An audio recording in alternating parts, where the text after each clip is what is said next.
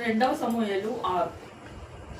తరువాత దావీదు ఇజ్రాయేలులో 30,000 మంది శూరులను సమకూర్చుకొని బయలుదేరి కెరూబుల మధ్య నివసించు సైన్యములకు అధిపతియగు యెహోవా అను తన నామము పెట్టబడిన దేవుని మందసమును అచ్చట నుండి తీసుకుని వచ్చుటకై తన యొద్దనున్న వారందరితో కూడా బైలాయ్ యెహూదాలో నుండి ప్రయాణమాయను. వారు దేవుని మందసము నుండి కొత్త బండి మీద ఎక్కించి గిబియాలోనున్న అబీనాదాబు యొక్క ఇంటిలో నుండి తీసుకొని రాగా అబీనాదాబు కుమారులకు ఉజ్జీయను అహ్యోలును ఆ కొత్త బండిని తోలిరి.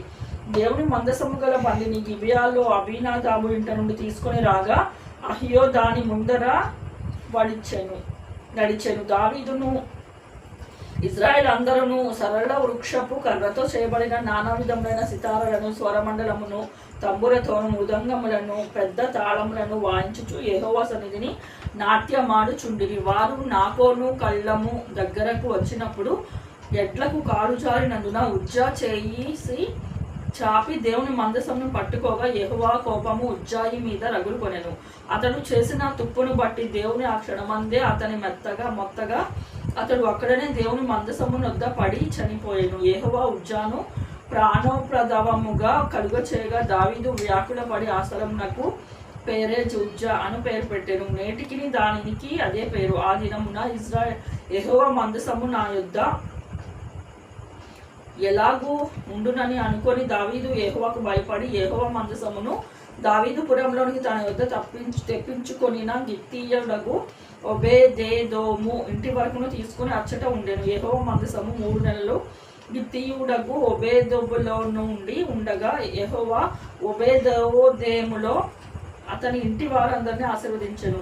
దేవుని మందసము ఉండుట వలన యెహోవా ఒబేదెదోము ఇంటి వారిని అతని కలిగిన దానిని అంతటిని ఆశీర్వదించుచున్నాడనే సంగతి దావీదుకు వినపడగా దావీదు పోయి దేవుని మందసమును ఒబేదెదోము ఇంటిలో నుండి దావీదుపురమునకు ఉత్సవంతో తీసుకుని వచ్చాను. ఎట్లనగా యెహోవా మందసము మోయువారు 6 అడుగులు సాగగా ఎద్దు 1, కొవ్విన దూడ 1 వధింపబడెను. దావీదు నారతో చేయబడిన ఏఫోదును ధరించిన వాడే శక్తి కొలది యెహోవా సన్నిధిని నాట్యమాడుచుండెను. ఇలాగున దావీదును ఇజ్రాయేలు వారందరినీ ఆర్భాటముతోను బాగా నాదముతోను యెహోవా మందసము తీసుకుని వచ్చింది. యెహోవా మందసము దావీదుపురమునకు రాగా సౌలు కుమార్తెకు మీకాలు కిటికీలో నుంచి చూచి యెహోవా సన్నిధిని గంతులు వేయచు నాట్యమాడుచు ఉన్న దావీదును కనుగొని తన మనసులో అతని హీనపరిచెను. వారు యెహోవా మందసమును తీసుకొని వచ్చి గుడార మధ్యను దావీదు దాని కొరకు ఏర్పరిచిన స్థలమును ఉంచగా దావీదు దహన బలులను సమాధాన బలులను యెహోవా సన్నిధిని అర్పించెను. దహన బలులను సమాధాన బలులను అర్పించుట చాలించిన తరువాత సైన్యములకు అధిపతియగు యెహోవా నామమున దావీదు జనులను ఆశీర్వదించి సమూహముగా కూడిన ఇజ్రాయేలుకు స్త్రీ పురుషులకు అందరికీ ఒక్కొక్క రొట్టెయు, ఒక్కొక్క భక్ష్యమును, ఒక్కొక్క ద్రాక్ష పండును పంచిపెట్టిన తరువాత జనులందరూ తమ తమ ఇండ్లకు వెళ్ళిపోయిరి.